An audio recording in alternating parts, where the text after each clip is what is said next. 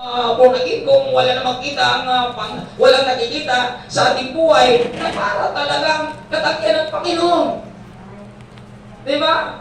Anong makakaiba natin sa kanila? Wala. Kaya kinakailangan yung presensya ng Panginoon ay nasa atin upang sa galaw at kilos, pananalita, talagang makilala na nasa iyong buhay ang presensya ng ating Panginoon.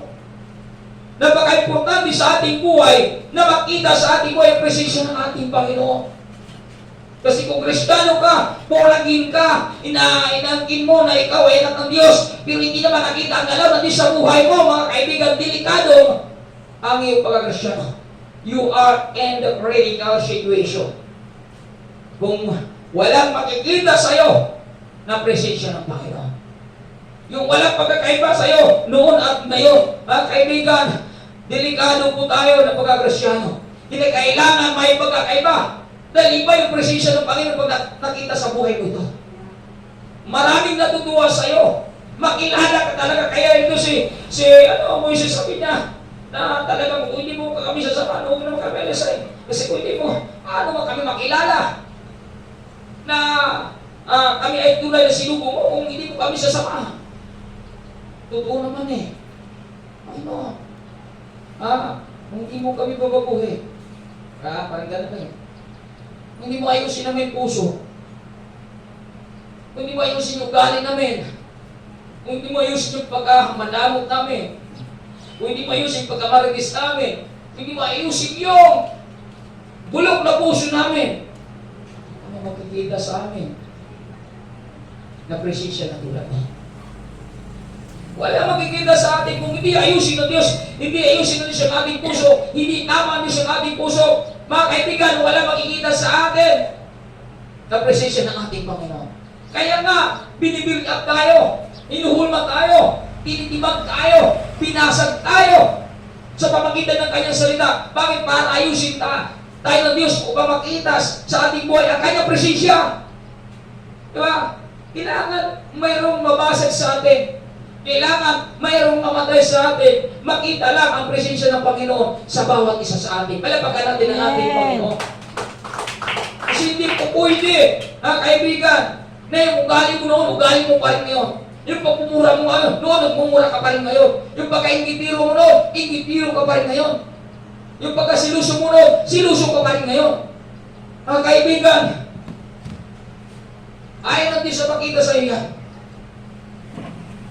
Dahil ang gusto ng Diyos ang makita sa iyo yung kanyang katangian na ipinapakita sa bawat isa sa atin bilang Diyos na nasa atin nananahan. Dapat yun talaga makikita sa ating buhay. Napaka-importante. Sabi dito, verse 15, sinagot siya. Sige, sabi dito ng Diyos. Sige, gagawin ko ang hiling mo sapagkat ako'y nalulugod sa iyo at kilalang kilala kita. Kaya malinaw mga kaibigan, sa talatang ito, sa lahat ng iniling ni Moises, ay talagang sumunod ang Diyos, tumugon ang Diyos, dahil kinalulugdan pala siya. Kaya sasamahan kita, kahit saan ka magpunta. Dapat sapagkat kinalulugdan kita, Moises. Sabi niya dito, sige, gagawin ko ang hiling mo, Moises, sapagkat ako'y nalulugod sa iyo at kilala kita, sabi ng Diyos. Grabe. Kaya mga kaibigan, kung nalulugod pala sa atin ng Diyos, kung kilala tayo ng Diyos na masunurin, mapagpakumbaba, mapagpatawad, at magpapala tayo sa kanyang kaharian. Ano man ang ating hinihiling ay kanya tutugunin. Palagpagan natin ang ating Panginoon. May katugunan mga kaibigan. Kaya nandyan ang Diyos. Hindi ka nag-iisa sa mga desisyon mo, sa mga pasya mo, sa mga ginagawa mo, dahil ang Diyos ay iyong kasama. Palagpagan natin muli ang ating Panginoon. Sunod natin pag-aralan, mga kaibigan, pangalawa, natin pag-aralan. So, His presence is the comforter. Ang kanyang presensya, i-comfort ka niyo. mundo? O sino bang laging abala? Laging balisa? Sino ba yung tao na nadidepress na, nasa anxiety na, nalilito na, naguguluhan na, struggle na, kanyang kaisipan dahil sa mga nangyayari sa kanyang buhay na hindi maganda? Kaibigan, sabi dito, His presence is the comforter.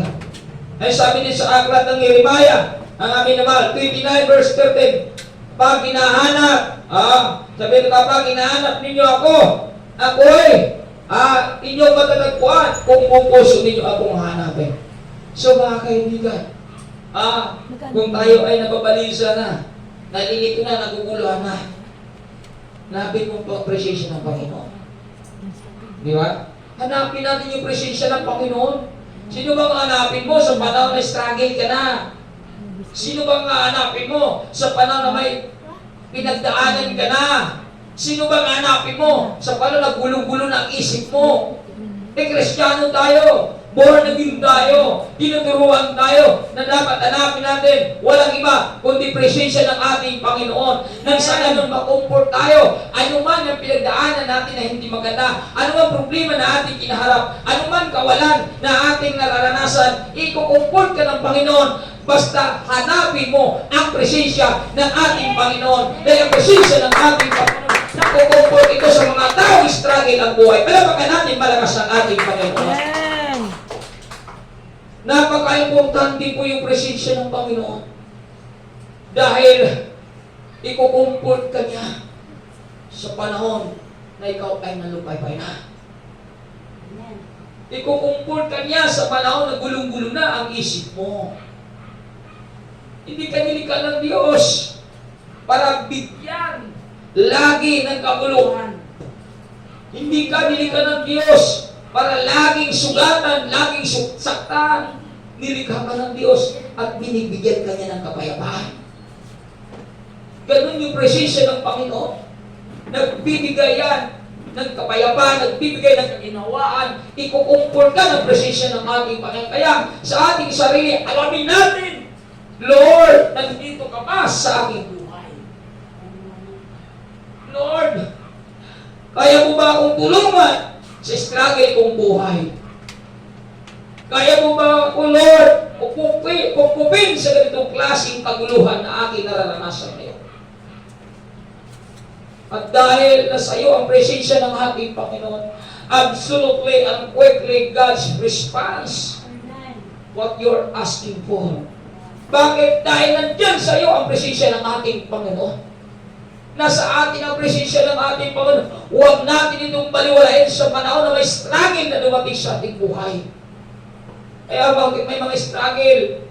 Bakit ay dumating ang panahon kaguluhan, kalungkutan, alam ng Panginoon, nandyan sa isang buhay. Gusto ng Panginoon, tawagin mo siya. Gusto ng Panginoon, lumapit ka sa Kanya. Gusto ng Panginoon, magmag-awa ka sa Kanya. Gusto ng Panginoon, lumuhod ka sa Kanya. Gusto ng Panginoon, purihin mo siya sa panahon may struggle sa buhay mo sapagkat ikakumpul ka na presensya ng Panginoon na sa iyo nananahan. Palapakan natin ang ating Panginoon. Hallelujah!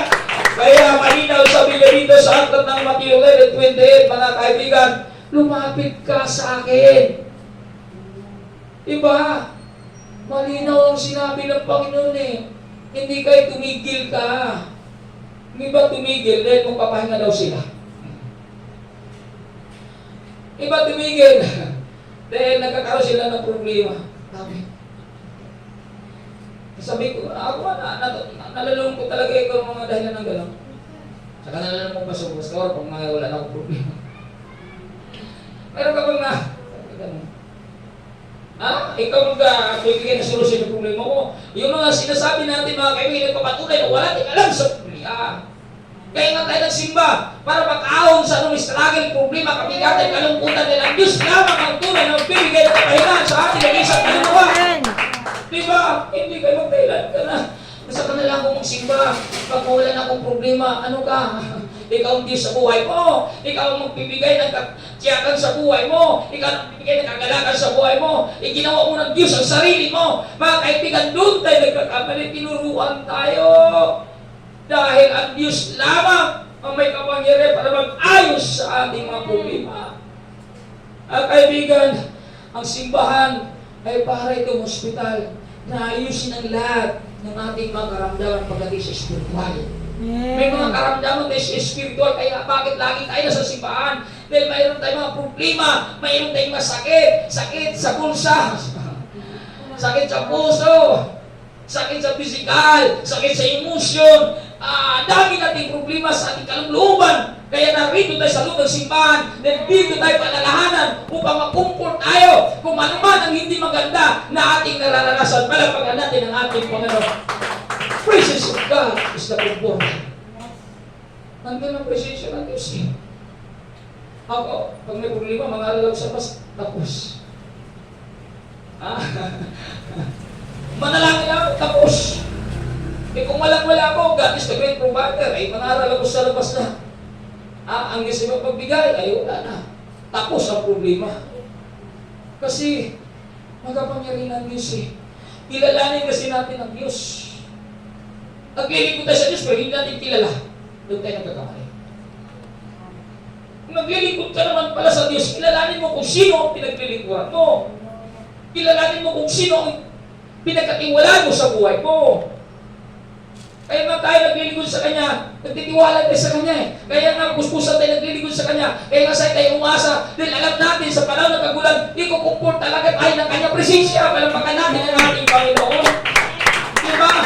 Gayon kabuti ang presensya ng Panginoon. Kung nasa atin ang Kanyang presensya, hindi ka pwede mga kaibigan na manghihina. Dahil once nasa atin ang Kanyang presensya sa panahon may problema ka, lalapit ka talaga sa Kanya, luluhod ka talaga, Lord, narito ang iyong anak, may pinagdaanan. And God responds your prayer. Sabi niya dito, ay lahat na hirapan, lumapit lahat sa hirapan at lupang nabibigatan sa inyong basahin at kayo'y bibigyan ko ng kapahingahan sa piling ng Diyos. May kapahingahan, mga kaibigan. Napapagod ka na ba? Struggle ka na ba? Gulong-gulo na ba ang isip mo? Hindi mo naintindihan kung ano nangyayari sa buhay mo. Ang Diyos ay nagtuturo sa iyo. Yung presensya ng Diyos nagtuturo sa iyo. Na dapat pakinggan mo presensya ng Panginoon dahil mayroon siyang gagawin sa iyo para ikaw makapabuhay na may kapayapaan at kagalakan. Huwag mong ignore ang presensya ng ating Panginoon dahil ikaw ay kanyang handang tulungan dahil ayaw niya na lagi kang masasaktan. Ang gusto niya mabuhay sa mundo ito, punong-puno ng kagalakan dahil sa pagsama niya sa buhay mo. Palapakan natin ang ating Panginoon. Sinamahan tayo ng Panginoon. Ang problema minsan inignore natin, masinusunod pa natin yung ating naramdaman na hindi maganda. Kaya pinalalahanan na tayo ng Panginoon, gusto niya yung ating naramdaman pagandahin niya. Huwag natin sundin yung mga bagay na hindi maganda. Yung hindi maganda, bulong na kaawayan. Ang maganda at galing sa Diyos yan. Kaya pakinggan natin yung kanyang presensya sa panahon na mayroon tayong pinagdaanan. Palapakan natin ang ating Panginoon. Kaya lahat po tayo mga kaibigan, hindi po pwedeng walang pagdaanan. Pero salamat tayo sa ating mga pinagdaanan. Yung presensya ng Panginoon na sa ating nanahanting po ka dyan. Kaya kilalanin natin ang ating pinaglilingkuran upang hindi tayo mapiso, upang hindi tayo malisalay sa ating paglilingkuran. Pangatlo, His presence give us strength. Ito, mga kaibigan, ang presensya ng bibigay. Sabi niya, tandaan mo, Hosea chapter 1 verse 9-11, ang ganda sinabi dito. Tandaan mo, sinong salita ka ng Diyos. Di ba? Grabe ang presensya ng Panginoon. This is the presence of God. Kaya di ba, di ba pag may labanan na? Di ba? Naalala natin ang presensya ng Panginoon. Di ba mayroon tayong nararamdaman na gano'n? Hindi naman, pag mayroon tayong problema, hindi naman, problema talaga tudo ang ating, naramdaman eh. Di ba may pangusap din ng Panginoon? Pero minsan, binalaman natin minsan eh. Kaya nga natakpan ang presensya ng Panginoon sa problema, kaya pupunta na ilang aral din minsan. Kaya dapat pakinggan natin ito. Nagbibigay siya na lakas eh. His presence give us strength. Sabi dito, tandaan mo ang bilin ko, may pinili. May pinili ng Diyos. Kaya alam talaga ng Diyos na dumating talaga yung kahinaan eh. Saan ka pa mahina sa buhay mo? May ka sa pera? At hindi mo maintindihan nito, magsalit ka talaga eh. Kung mahina ka sa pagkain, hindi mo unawain ito, backslide ka talaga. Kasi magutom ka lang, reklamo ka lang dyan. Pag mahina ka, sa kayamanan sa mundong ito, pag pinakailaman ng Diyos sa kayamanan mo, mawawala ka talaga. Katulad kayo sa binatang mayaman. Yung pinakailaman na ng Diyos sa kanyang kayamanan, hindi niya pinakailaman ng Diyos. Sabi nga ng Diyos ko na, pagbili mo ang lahat ng kayamanan mo, pagbigay mo sa iyo, mga ka. Kung siniit ng Diyos ka ngayon, hindi niya pinagpasya ng Diyos. Sa kabila ng lahat, ang sabi ng Diyos, pagkakaroon ka, kayamanan sa lahat. Pagkatapos, babalik ka sa lupa sa akin. Grabe, pinagpalit niya ang kayamanan sa lupa. Sa langit, gusto niya sa lupa. Kaya iniwan niya ang Diyos. Kaya sabi niya, madali pa makapasok sa bukas ng langit. Kamigo. Kaysa pagharian ang sa ngayon. Diyos. Mahirap pagharian talaga ang mga piyaman sa Diyos. Dahil pinili nila ang kayamanan sa mundo ito kaysa kayamanan. Kaya maraming mga tao, malakas, masigla, pag hindi pinakailaman ang pinansyal nila, para pinapakailaman ang pinansyal nila. Wala na. Nanghihina yan. Nagdudula yan. Ang kulit ang isip yan. At pag ganun ang inisip ng Kristyano, malinaw na naglilingkod lang yan para sa mga bagay sa mundo ito. Ay naglilingkod lang yan para sa mga bagay sa mundo ito, patay ang kanya pagpupuri sa Panginoon. Patay ang kanyang kasiglahan. Patay ang kanyang kasipagan. Dahil nagpakilala kung anong klaseng Kristiyano ang kanyang. Kaya, dapat mga minamahal, kung saan tayo mahina, dapat yun ang ilapit natin sa Panginoon. Kung nasaan yung presensya niya, hindi ka mapasay, hindi ka mahina, sapagkat nasa Biblia yan eh. May salita siya, itinuturo, may ipiling ko sa'yo. Iba't ibang klaseng digmaan natin kinagharap. Kung anong kahinaan, mga kaibigan, doon ka minsan susubukin. Ay minsan, ang dami sinubok, pagdating katamaran, ang dami na bumibigay dyan. Kaya, grabe.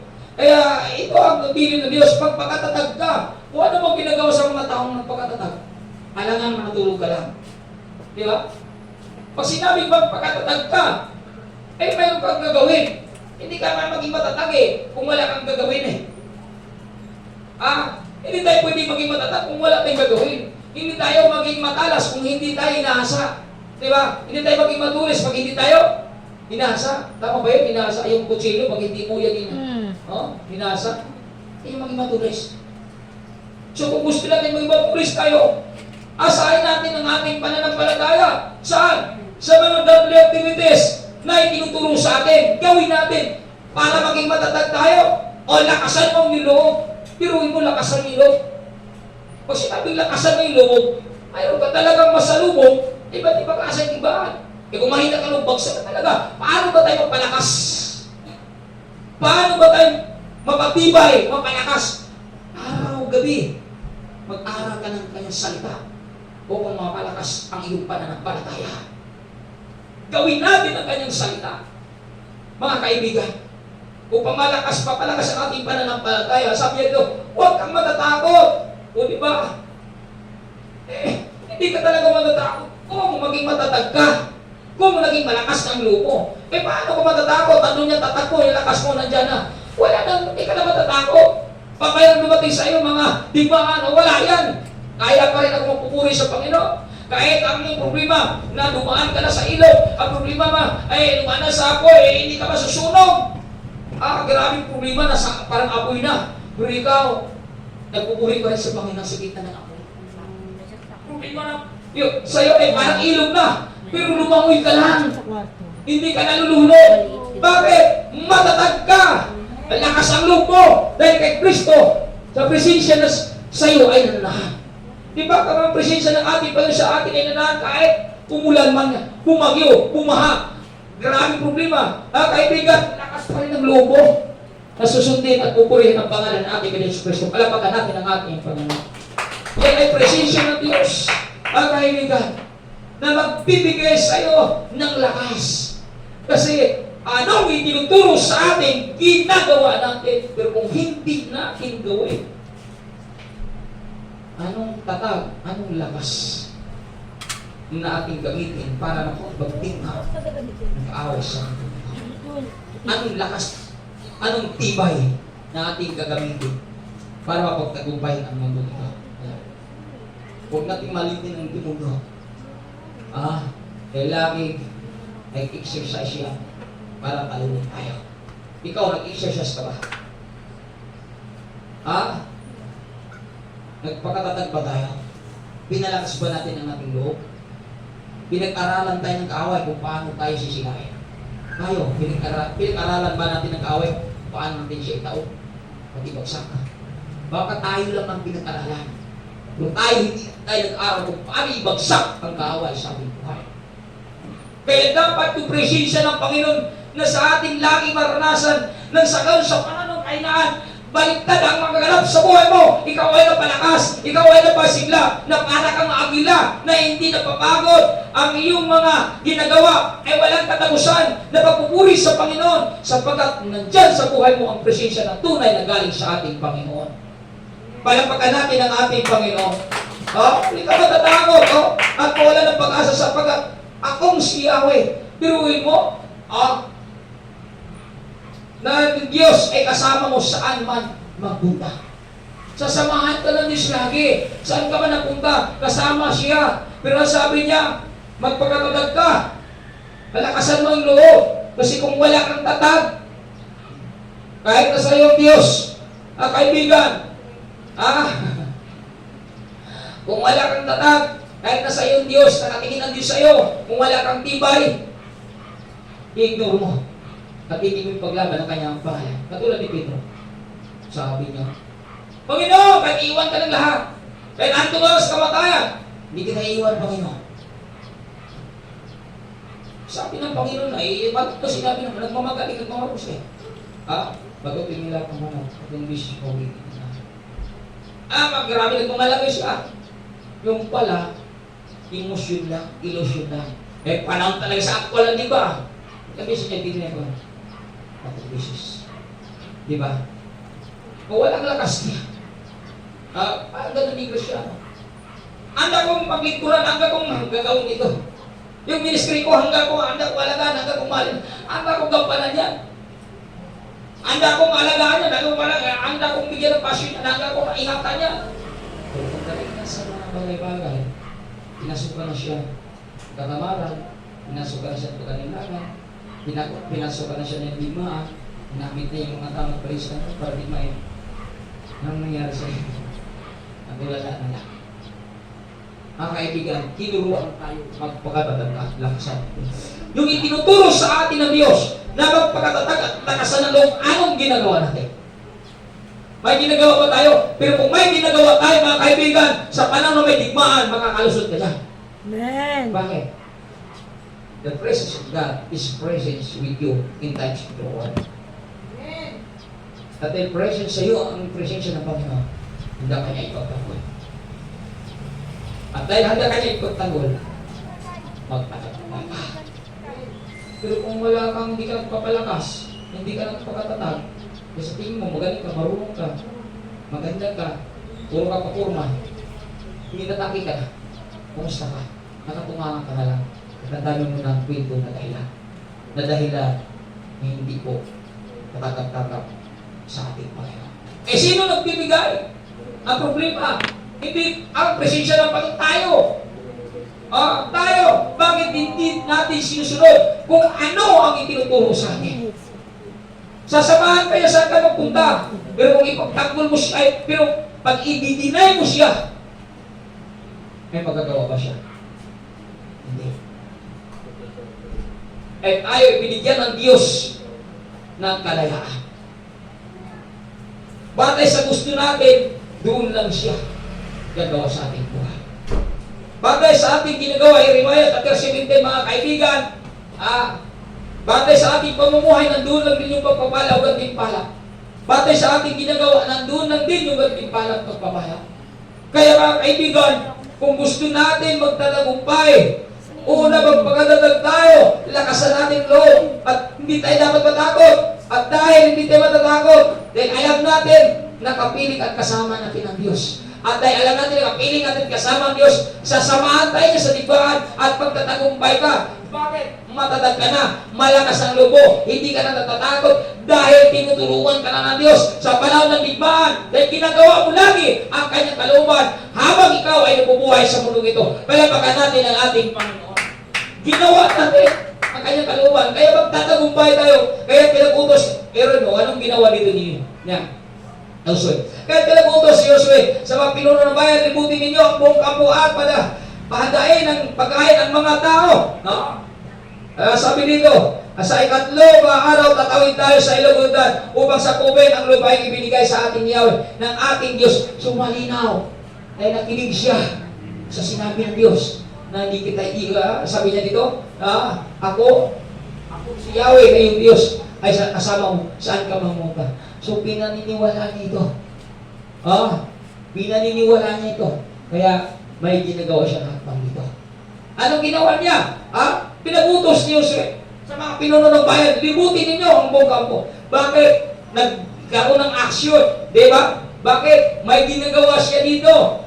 Dahil sa pangako ng Diyos na sa kanya mananahan. At dahil sa kanya mananahan, nagkakaroon siya ng lakas na loob. So, ganoon din sa atin. Kung anong pangako ng Diyos na nakapagbigay sa atin ng lakas, nakapagbigay sa atin ng tapang, ay talagang magkaroon ka ng sigla talaga. Gagawa ka talaga ng aksyon Kasi pinaniniwalaan natin na kanyang sinasabi ay sigurado na magaganap at nangyayari sa atin. At sinusunod natin ito. At pag sinusunod natin ito, siya na magtatagumpay tayo. Dahil ang presensya ng Panginoon ay nasa ating buhay. Palapakan natin ang ating Panginoon. Kaya sunod natin pag-aralan. Baka to, His presence gives the power. So, ang kanyang presensya nagbibigay ito ng kapangyarihan. Kaya kung wala tayong kapangyarihan, ngunit sa atin ang presensya ng Panginoon, magkakaroon tayo ng kapangyarihan. Dati-dati, wala kang kapangyarihan para umawi, wala kang kapangyarihan para sumayaw, wala kang kapangyarihan para umati ng midway, wala kang kapangyarihan sa pag-anong activities, kaibigan, no? Kaya sa presensya ng Panginoon sa inanahan at dinidesire mo na magawa mo lahat ng magay para sa kanyang halawan yan, mangyari at makita sa buhay mo yan.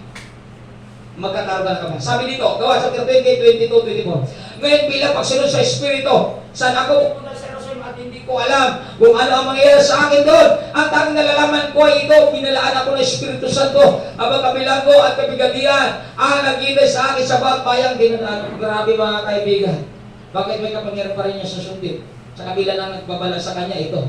Ikaw, babalaan ka ng time gano'n. Punta ka doon, pero ang mga mo, pagpunta mo doon, ito mangyayari sa'yo. Pabilang mo ka, masaktan mo siya. Kaya pupunta ka kaya, Jaira. Ay, ito mo lang makapunta sa Jaira. Gusto, mumutusan ako, mapapahamag pala ako Siyempre, hindi tayo pupunta, di ba? Pero ibahin natin si Diyos sa gusto Pablo. Grabe ito. No? Bakit? Mayroon siyang kapangyarihan. Because the presensya ng Panginoon sa kanya.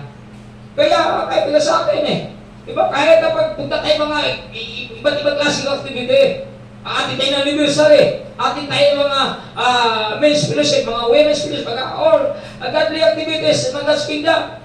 Diba? Naalam naman ang talaga natin sa ating sarili pananaw, para bagang walang mangyayari. Pero kung gamitan natin yung presensya ng Panginoon, sigurado excited ka at gagawin mo. Bakit? Then alam mo, hindi masasayang lahat ng pagpapagano sa kanya ng ating Panginoon. There is a presence of God na nasa iyo. Di ba? Kasi yung iba, kasi pagod lang yan. Mawalan lang ako. Pag hindi ako tutulungan, hindi ako pupunta. Kaibigan yun yung pananaw ng mga tao, walang presensya ng ating Panginoon. Pero kung nasa atin ang presensya ng Panginoon, magkakaroon ka ng kapangyarihan, magkakaroon ka ng kagalakan, excited ka na mag-isa, excited ka dumalo, excited ka magsakripisyo, dahil sa kapangyarihan ng Diyos sa sayo, dahil ang presensya ng Diyos, nakita sa buhay mo, palakpakan natin ang ating Panginoon. Di ba? Ito, natataka ko ba si Pablo dito? Wala akong pakialam dyan. Kahit mabilang ko, grabe ito, mga kaibigan. At mabilang ko siya, masaktan siya. Walang pakialam. Dahil sa presensya ng Panginoon sa kanya. Iba yung presensya ng Panginoon.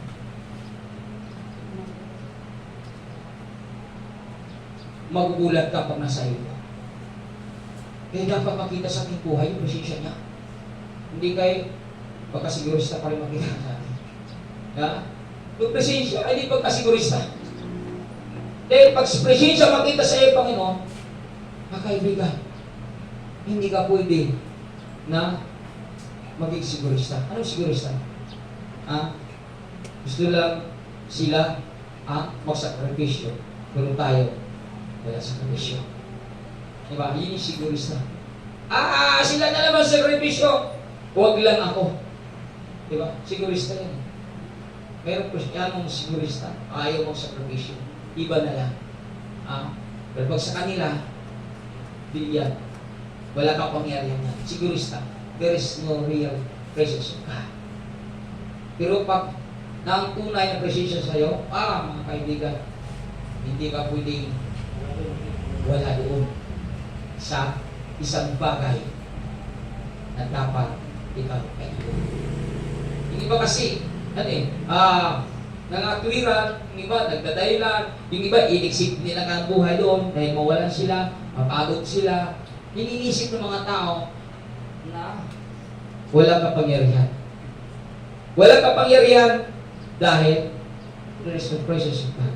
Pero alam mo, lahat po tayo may presensya ng Panginoon. Kaya lahat tayo may kapangyarihan. At ano man ang ating ini-implement, ano man ang ating talagang itinuturo sa atin sa iglesia ito, lagi nating magampanan. Lagi nating ginagawa. Lagi nating itinataas. Dahil sa kapangyarihan ng Diyos na sa atin ang nahan, dahil sa presensya na sa ating buhay. Palakpakan natin ang ating Panginoon. Wala na natin ito si Pablo, na kahit pakilang ko, wala siyang pakialam. Sunod na talata, napakaganda. Sabi niya sa sunod na talata, basahin po natin. Mamaya din ako mamaya. Sunod na talata, ano ba to? Yan, ito napakaganda. Sabi niya, supalit walang halaga sa akin, ang aking buhay pagawa ko lamang ang aking tungkulin, at matapos ang gawain, tinanggap ko mula sa Panginoon Hesus. Ano ba yun? Ang pagpahayag ng magandang balita tungkol sa magandang loob ng Diyos para sa tao. Grabe, walang halaga sa akin. Hindi niya pinapahalagan sa sarili niya. Ang pinapahalagahan niya, masunod ang kalooban ng Panginoon sa kanyang buhay. Mayroon siyang kapangyarihan. Gawin ang kalooban ng ating Panginoon. Wala siyang kapangyarihan para sundin ang kanyang sarili. Wala siyang kapangyarihan para unahin niya ang kanyang sarili. Wala siyang kapangyarihan para itaas niya ang kanyang sarili. Wala siyang kapangyarihan para i-priority niya ang kanyang sarili. Ang mayroon siyang kapangyarihan, itaas, i-priority ang Panginoon. Pagkat yun ang tunay niyang buhay. Sa atin, ang tunay nating buhay. Sarili ko para natin ang mga susunod. Dapat hindi ganun mga kaibigan, tularan natin yung mga tao na ganito yung motibo. Dahil pag ganito yung motibo natin, ibig sabihin buhay na buhay ang presensya ng Panginoon sa ating sarili. Diba? Ito natin makikita na buhay talaga ang presensya ng Panginoon. Diba? Dito na makikita na, wow, ang presensya ng Panginoon sa akin. Dahil handa ako makipagdiba, handa ako makipaglaban, hindi para sa akin, kundi para sa Panginoon na sa akin nananahan. Kasi iba kasi pag ang Panginoon, ang presensya ng Panginoon na sinanahan, malaking pagkakaiba yan. Kaya tingnan natin si Pablo, bakit gano'n ang nararamdaman? The presence of God. Ang kanyang gusto, may pahayag lamang ang magandang balita tungkol sa kagandang loob ng Diyos para sa tao. Kaya bakit tayo lagi natin Mr. Preaching bakit? Ipahayag natin, mga kaibigan, ang magandang balita tungkol sa kagandahan ng Diyos. Di ba? Magandang balita tungkol sa kagandahan ng Panginoon. Para ito sa mga tao.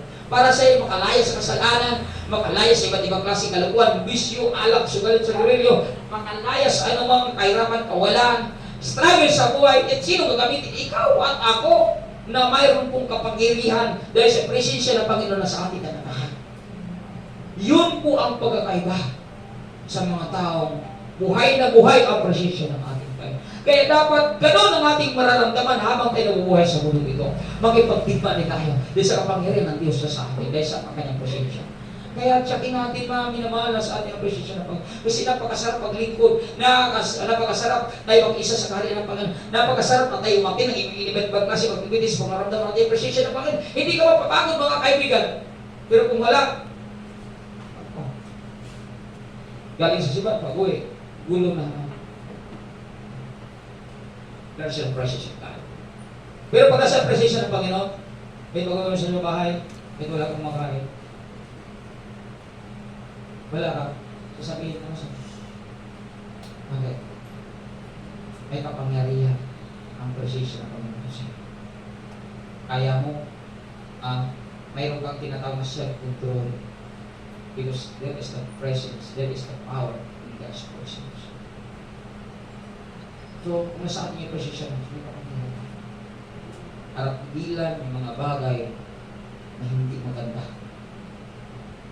na makikita sa atin. Ganun ang presensya ng Panginoon.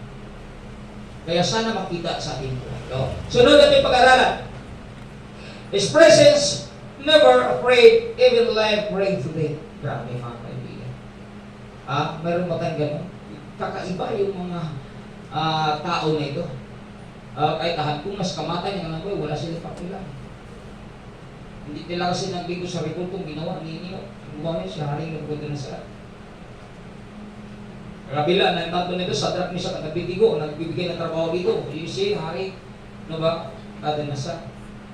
Siya nagbibigay ng trabaho dito. Siya nagbibigay ng posisyon. Ay yung hari. Pero mga hari, gawa ng malaking revolto, para paglingkuran sa lahat ng mga tao, sumunod ba itong tanto nito?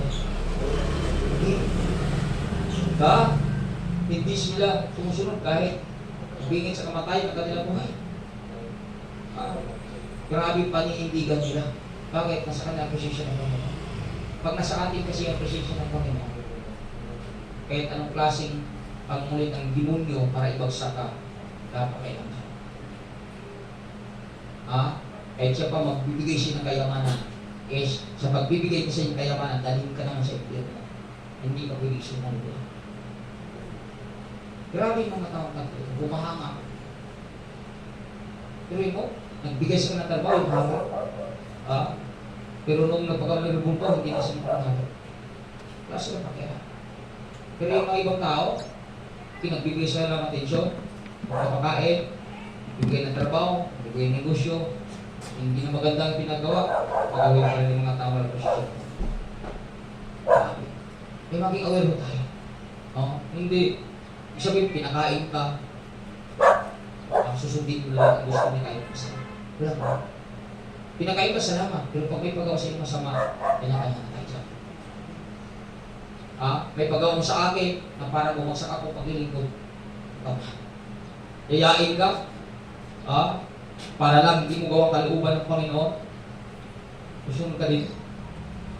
Saan yung posisyon ng Panginoon? Hindi tayo susunod. Bakit? Dahil sa ating presensya ng Panginoon, alam natin kung paano natin gamitin ang ating sarili dahil nasa ating presensya ng Panginoon. Gamitin natin ang ating sarili para matutuwa ang Panginoon. Hindi natin gamitin ang ating sarili para masasaktan siya. Kasi kung nasa ating presensya ng Panginoon, malawak ang paunawa mo. Malawak ang pagkakaintindi mo. Malawak ang iyong relasyon sa Panginoon. Nasa atin ang presensya niya. Natin siya pwede saktan. Yung iba, isang alabit lang, wala na. Saan ang presensya ng Panginoon? Walang isang salita. Pero ito mga kaibigan, kamatayan ang nag-abang sa akala dito. Natitinag ba sila? Diba? Nadatatag ba sila dito? Namumuli ba sila? Natatakot ba sila? Sumusunod ba sila? Hindi. Nasa kanila presensya ng Panginoon. Ganun po mga kaibigan, kung nasa ating presensya ng Panginoon. Kahit anto na kamatayan ng buhay, wala kang pakialam. Paglaban mo lang ang Panginoon na sa'yo na. Yun po ang Panginoon. Sabi dito, sabi niya sa Sadrak, Meshach at Abednego, manaring Nebukadnezar, wala po kami masasabi sa inyo tungkol sa mga bagay na ito. Sunod, sabi niya, gawin ninyo kung yan ang gusto ninyo. Ang Diyos na amin pinaglilingkuran ang magliligtas sa amin sa naglalagablab na bukod at mula sa inyong kapangyarihan. Grabe. Pero itatakot sila doon sa naglagablab na bukod, na pitong bisis na iniinit na kanyang mga tauhan. Kasi galit na sa kanya kasi hindi nga lumulog sa rimulto pinagawa niya.